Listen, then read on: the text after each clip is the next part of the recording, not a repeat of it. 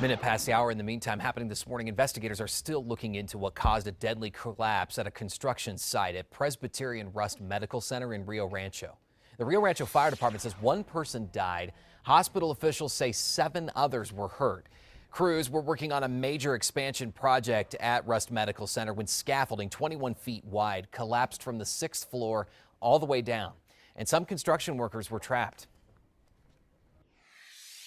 This is just a very difficult day for Presbyterian, for our contractor community, for the employees that work on this project, and for Rio Rancho. One construction worker who didn't want to go on camera says he saw somebody use a forklift to set brick and mortar onto the scaffolding just before it fell. McCarthy Building Companies, which is in charge of the site, did not confirm that. It says it is still investigating the cause today, and the construction site is closed for now.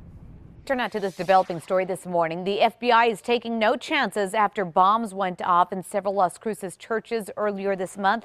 The feds did a sweep of all churches there Monday. They said they did not find anything suspicious. They're still looking for this man, though, seen in the surveillance video here. And that $20,000 reward is still on the table, leading to an arrest. So the recent searches come after a groundskeeper found a suspicious package at another church on Friday.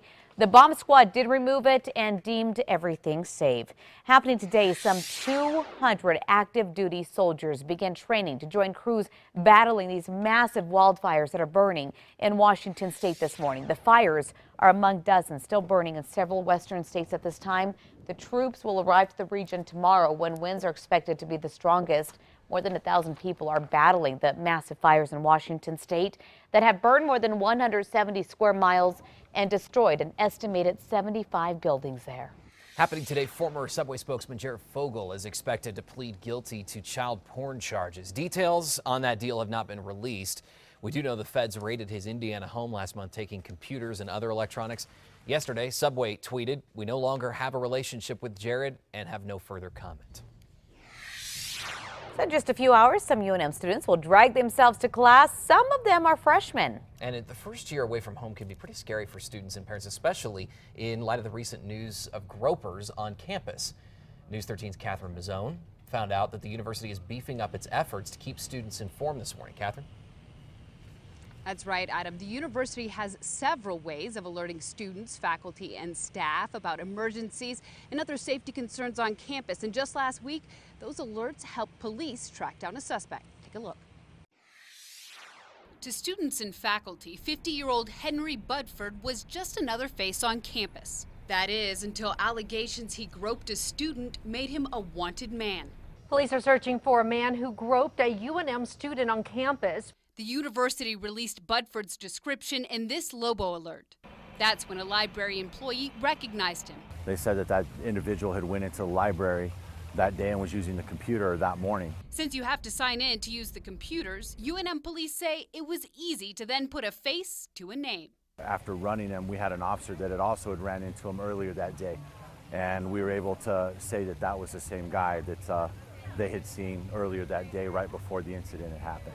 UNM police say this is just one instance of how the Lobo alert system helps police track down suspects. They're very important. I mean, anybody on campus, if they get the alert and they look around and they're able to find the suspect or they're able to locate somebody and call us right away, where our response time is very quick. UNM spokesperson Diane Anderson showed News 13 the updated campus safety page. You want to know about the latest safety on campus, you just click this button here. The page gives you a rundown of UNM's alerts, advisories, and upcoming tests.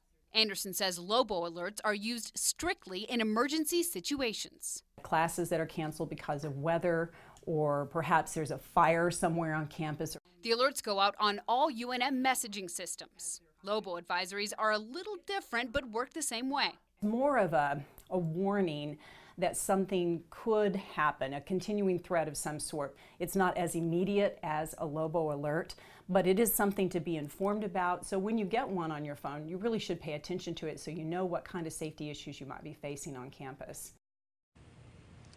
Now, you don't have to be a student, faculty member, or staff member in order to get these alerts and advisories. In fact, UNM encourages the community, to sign up for these alerts, because the more people who know what's going on in and around campus, the more likely they'll be able to track down a suspect who might be a threat to campus. Back to you. Okay, Catherine, thanks. For information on how to sign up for Lobo Alerts, visit our website, krqe.com. Turn on to this. New facts this morning regarding the height of women and their pregnancy. New research suggests shorter women can have shorter pregnancies. Researchers in Ohio found a mother's height may affect the environment in the womb and influence the length of a pregnancy. How about that? That is pretty interesting, isn't it? I would think so. You know, there's not enough room there. The kid's Makes like, sense. I'm out of real estate, people. I need to get out of here, you know? I guess it does. It makes sense in the end. Okay, happening today. Lawyers for the Players Union and the NFL are back in federal court. This after Patriots quarterback Tom Brady and Commissioner Roger Goodell were unable to reach a settlement in the Deflategate scandal. Brady is fighting a 4-game suspension for his role in the use of underinflated footballs during the AFC Championship game. Brady apparently has scrapped plans to attend today's hearing in New York regarding that appeal. Look at this new video this morning. It shows a courtroom explosion between a murder suspect and a witness scheduled to testify against him. Eric McCullough, the murder suspect, was attacked by witness Antoine Lee. Lee was set to testify Tuesday. Lee was there the day that the suspect stabbed his girlfriend to death. Several people were kicked out of the courtroom. A lockdown was put in place for a while. The judge then had to reschedule the hearing for September 1st. Wow. Well, some tense moments. And, you know, being in courtrooms, sometimes you do get, you know, little outbursts here and there, but nothing that extreme. I know it wasn't doing that guy any favors No. either. For the first time in the department's history, 2 Albuquerque police officers are facing murder charges. And this morning, their attorneys will start preparing for trial. I think what the judge has established is that police officers can't shoot if there's an imagined threat, but only if there's a real threat. That was a special prosecutor that pursued the murder charges. District Court Judge Neil Candelaria decided yesterday Keith Sandy and Dominic Perez will go to trial on second-degree murder and lesser charges. The 2 officers shot homeless camper James Boyd after a 3-hour standoff in the foothills last year. Yesterday's decision came after 6 full days of testimony.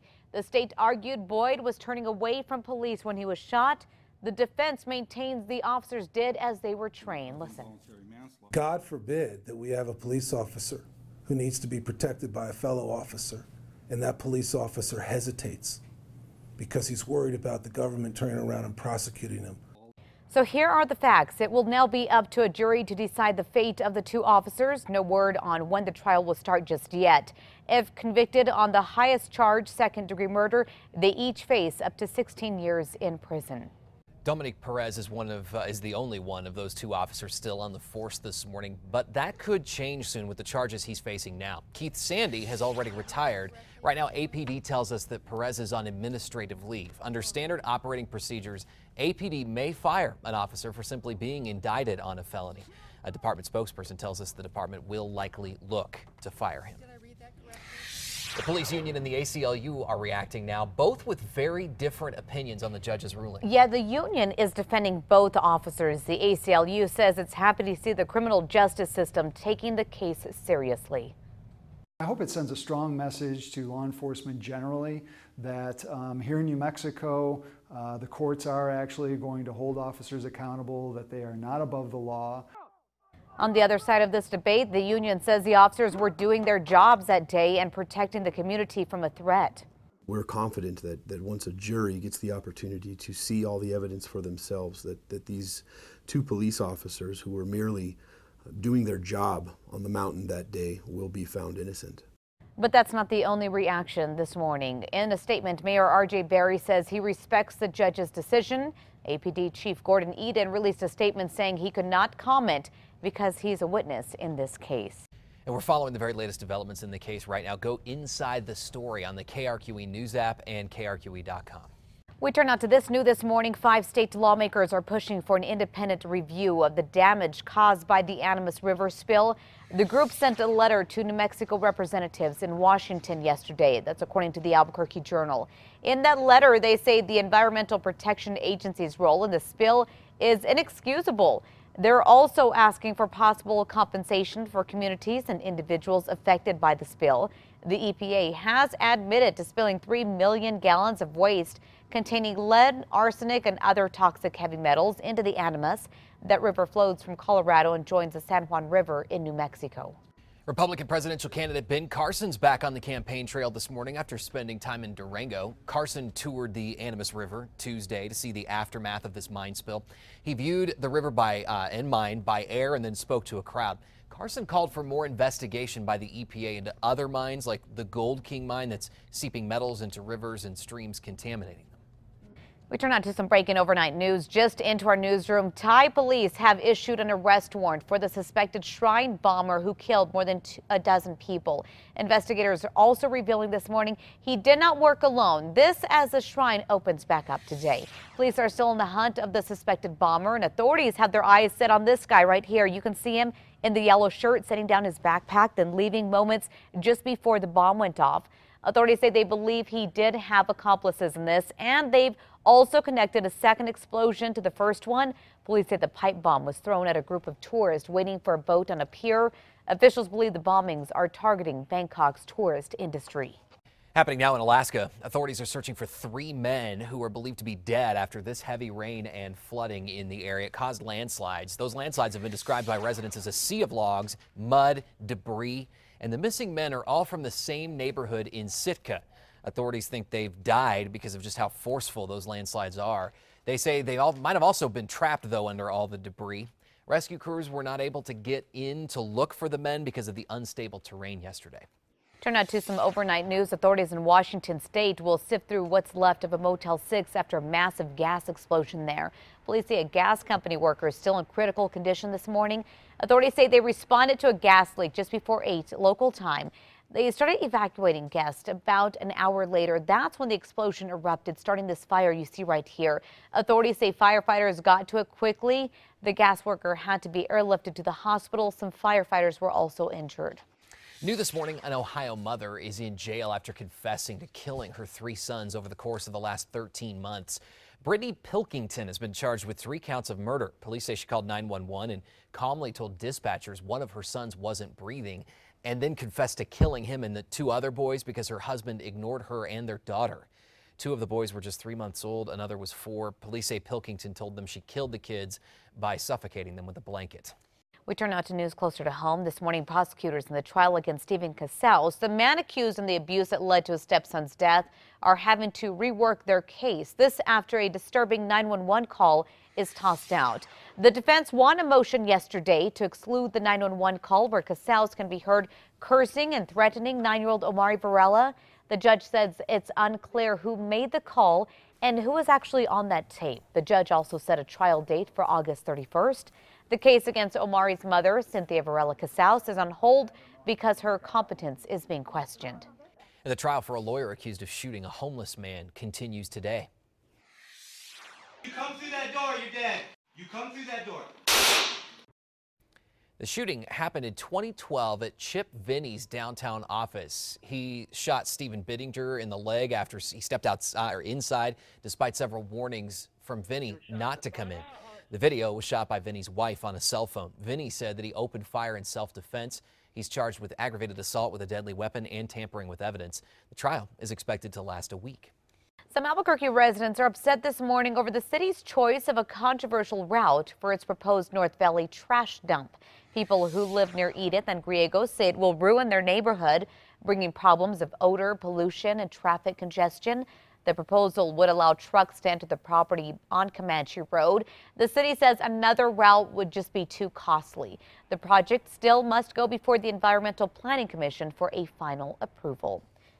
Georgia couple is in jail facing charges this morning after doing date night all wrong. Police say the pair left the man's son alone in the car while they had dinner. You can see the woman walking here with the 6-year-old leaving the restaurant. The video. She does come back, but the boy is gone. Police say she left him in the car for nearly 40 minutes while the couple ate. The boy called his mother to tell her what was happening. She called 911. Police have charged the woman and the boy's father with reckless conduct after they say the couple intentionally left him there.